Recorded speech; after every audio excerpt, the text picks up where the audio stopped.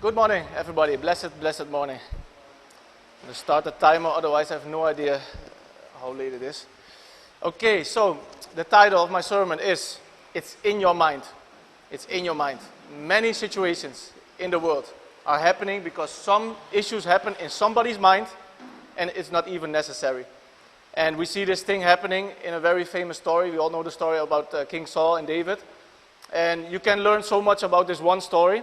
So we can go to 1 Samuel 18, and we're going to read from 18:6 to 22. First, let's pray. Father in heaven, Jesus Christ, thank you. We are gathered in your name. Let your name be glorified. We are nothing. Lord, let this sermon be clear. Give me the boldness to speak. Bless this church, Lord. In your name, Jesus Christ. Amen. Okay, so we're going to start reading from 1 Samuel 18:6. And then we see what happened in the mind of Saul. It says here, "And it came to pass, as they came, when David was returned from the slaughter of the Philistine, that the women came out of all the cities of Israel, singing and dancing to meet King Saul, with tabrets, with joy, and with instruments of music. And the women answered one another as they played, and said, Saul hath slain his thousands, and David his 10,000s.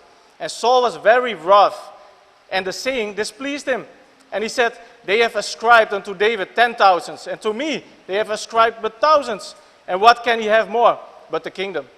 And Saul eyed David from that day and forward.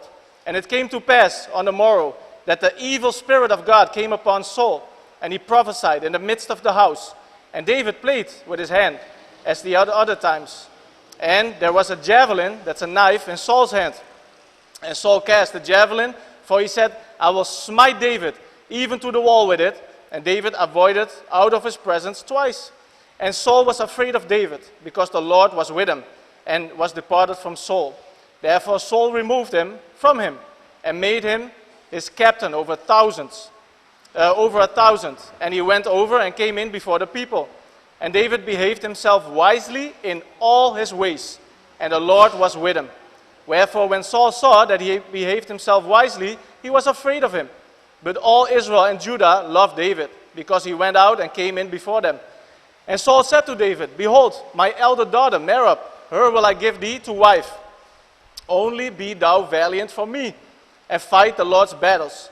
For Saul said, Let not mine hand be upon him, but let the hand of the Philistines be upon him.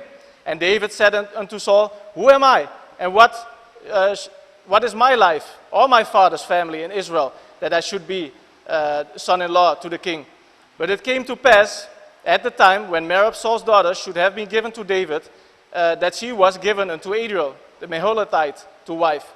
And Michal, Saul's daughter, loved David, and they told Saul, and the thing pleased him. And Saul said, I will give him her, that she may be a snare to him, and that the hand of the Philistines may be against him. Wherefore Saul said to David, Thou shalt this day be my son-in-law in the one of the twain. One of the two, that means. So, we stop reading, but in 29, if we end the chapter, it says, And Saul was yet the more afraid of David, and Saul became David's enemy continually. So, what did David do? We saw here that David was behaving wise. The Lord was with him. And in all his ways, he did what was good. And still there was a problem. What did David do? He didn't even boast himself like, look at how many people I slaughtered. It was the women in the city that praised him. And he was angry. So this is a big thing, right? We're talking about a king and David, the man of God. But these little things that happen in people's minds, still happening. I give you one example. A small thing. You know WhatsApp, right? The WhatsApp messenger. You can send messages to each other. Many times I have seen that if somebody sends a message to somebody else and they watch, they see, hey, he didn't answer me. Now this person is making up all kinds of stories why this person didn't answer him. Maybe the person didn't have time, maybe he was sick, maybe he was out of the country, but they watch the two dashes, right, the two stripes. They say, hey, that person watched my message. And now this whole big thing happening in the mind of one person. And the other person has no clue what's happening, no clue. So we see the same principle happening with Saul and David, and this is happening still. People do these things. They make up things in the mind and they make a problem, and it's unnecessary. Why are you making a fight without asking? Just confront the person. If King Saul would do the same thing and just talk with David, I mean, he should be happy that he walked with wise men. But we see this thing. They said Saul was afraid because he behaved wisely. It's a good thing to have wise people around you. You can go to Proverbs 13:20. It's a very good thing. But people love to have people around them that are a little bit less in their eyes. I've seen it many times. Why? Because they feel better about themselves. Proverbs 13:20. You're already there. Oh, okay, you're very fast. It says here, he that walketh with wise men shall be wise, but a companion of fools shall be destroyed. So why is Saul afraid of David? Because he behaved wisely. Because now David was a mirror to himself. If you walk with somebody who is very wise, then it only shows you how shortcoming you are yourself.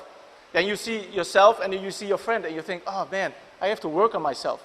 But it says it's a good thing. He that walketh with wise men shall be wise. That's meaning you have a good example. You have people around you that you can look up to. You can train yourself to be better. But a companion of fools shall be destroyed. I remember there was a story a couple years back. I don't know, maybe 3 years, 4 years back. And there is this group in Suriname. They call themselves Straathond. It is just a group. They love make music, very criminal music. They love singing about shooting and robbing and whatever. And there was this one guy. He was a very innocent guy. He was was companion with those people. And then I don't know if you heard the advertisement or in the news. Then they robbed somebody at the service station. So they grabbed the money out of the hand. And this boy, he wanted to prove himself to the other guys because they were older. And he wanted to be gangster, too. So he grabbed the money. But then there was a cop not in uniform. And he shot the guy. And the guy died.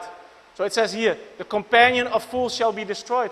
He was in the companion of fools. And he looked up to them. And he wanted to prove himself to these people. And now he's dead. And it was a Hindu guy also. So maybe he didn't even accept Jesus. You see what a terrible thing it is to walk with fools. Pick up your friends. Pick out your friends.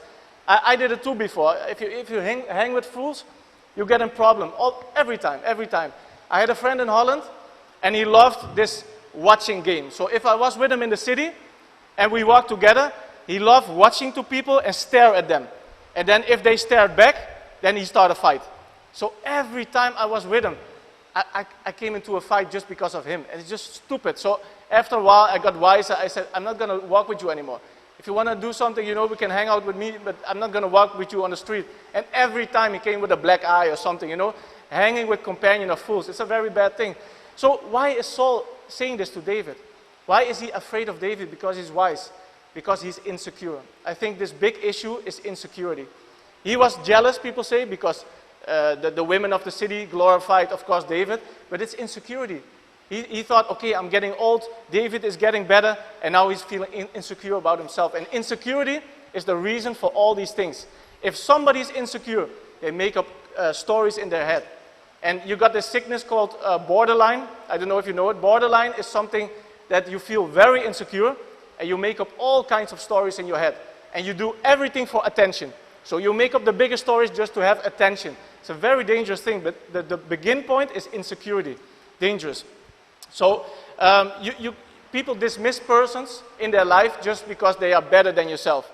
I know people, they surround themselves by people that are less popular or less intelligent because they feel better about themselves. My sister, she had a girlfriend, and she told me, yeah, she looks up to me and this and that, and she just told me that it makes her feel better about herself. So why? It's not good, because you have to grow in life. You cannot stay at one lane, You have to grow yourself, and the only way you can grow, surround yourself with wise people. That's what you have to do. But people, if they watch to somebody, it's a mirror to themselves. If I, for instance, watch somebody on YouTube, like Pastor told me about a guy called Christian Prince. He is a Muslim, he's a Christian, but he can talk Arab and he studied in Islam law. He's very great for me to listen to. He converts Muslims to Christianity because he knows the Quran and he knows the Bible. I love listening to him. But what if this is just an example. What if I have a problem with tithing? Let's say that's my problem. I'm greedy, Dutch people are greedy about money, so I have a problem with tithing. I don't have a problem, but let's say. So now, I have this in myself. So I listen to Christian Prince. I think, hey, that's a great guy. But now this Christian Prince suddenly talk about tithing. And he says, you should tithe. But I think in myself, I don't want to tithe. So now I have a decision to make. Am I still being companion with this guy?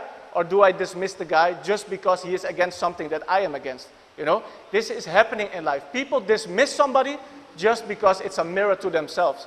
They think if I have to accept this person fully, that means I have to accept everything. And that means I have to start tithing too. So for people, it's easier to say, this guy, I stopped listening to him because this and this and this and this. You know, you just discredit a guy because it's a mirror to yourself. Don't be insecure. Work on yourself. Nobody is perfect, for all have sinned and come short of the glory of God. That's what the Bible says. All have sinned. So don't be held back by insecurities. And we see, it's funny, because Saul is hiding behind his belongings.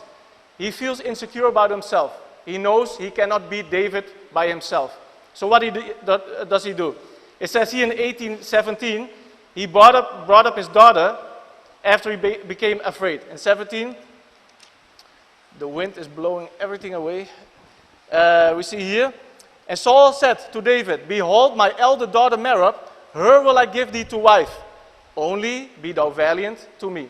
You see? So now he's bringing up his belongings or possessions or his daughters, and he can hide behind that, you know, because he's insecure about himself. So he says, okay, just be valiant to me, do it for my daughter. With other words, he say, I know I'm not good enough, but please do it for my daughter. You see? Very insecure. And we see how it leads. And people do the same thing. People hide behind belongings. People hide behind a car. Some people need to have a nice car because they know I have nothing to bring. If they want to talk to a girl, they know they cannot talk with a girl. So if I buy a nice car, then I have something to hide behind.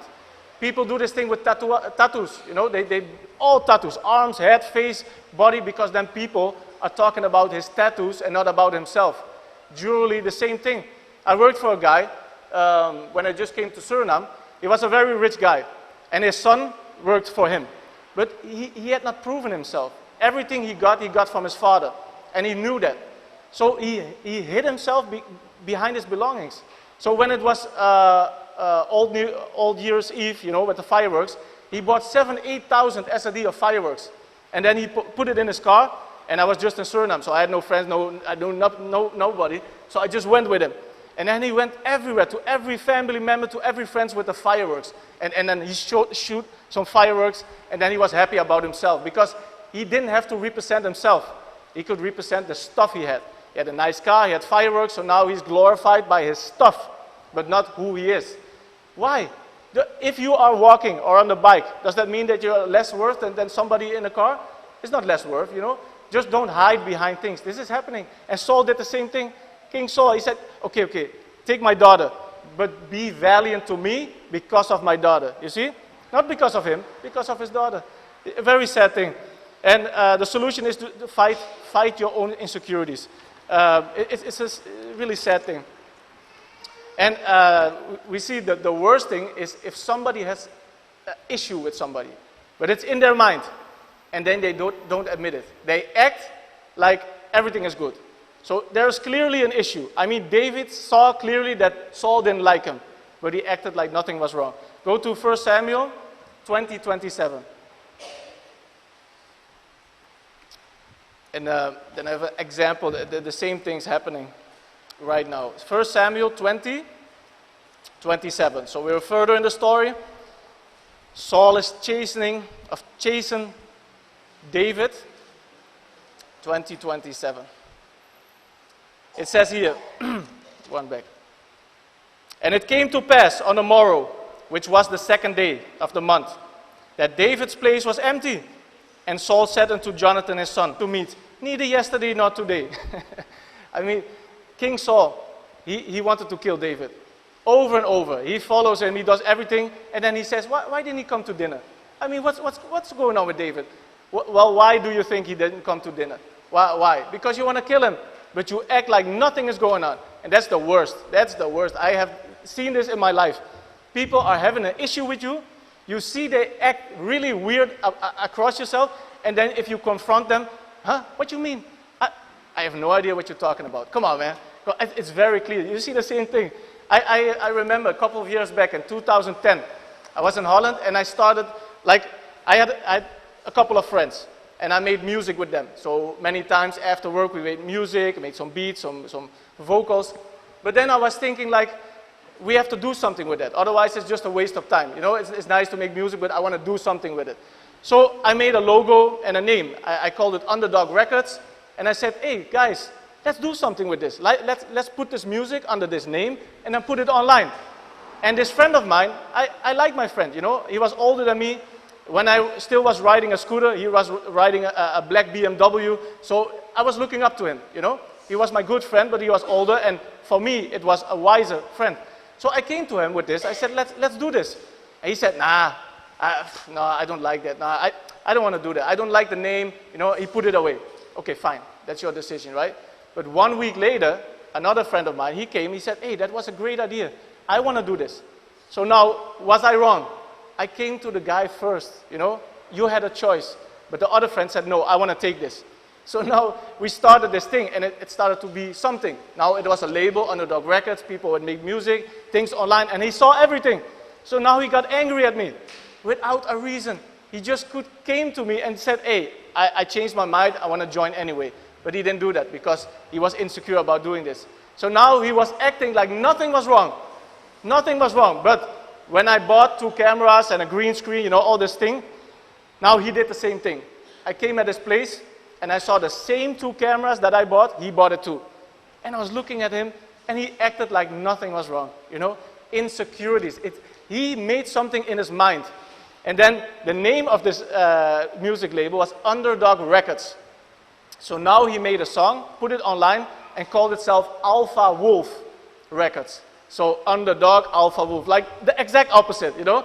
And I confronted him. I said, why? Why do you do? No, it's just a coincidence. Come on, coincidence, you know. It's clearly that this guy has a problem, but he won't admit it. And this thing is in his mind. He just he came to me and everything was good, you know. And we see the same story. King Saul and David, like how Brother Joseph would say, what happened? What happened with them? Nothing. Something happened in the mind of King Saul and nothing was going on. He could stop this thing right then and there. But this is what's happening. And what did King Saul do? He followed David everywhere, right? He wanted to kill him. He followed everywhere. He went left and right through the whole country. Why? You said you don't like the guy. Just get him out of your kingdom and you're done. But why are you so obsessed? Because that's the next step. The next step of insecurity is obsession. Now Saul got obsessed by him. He had to follow him. We see the same things, right? Even this guy, what I talked about, his friend, he followed everything I did.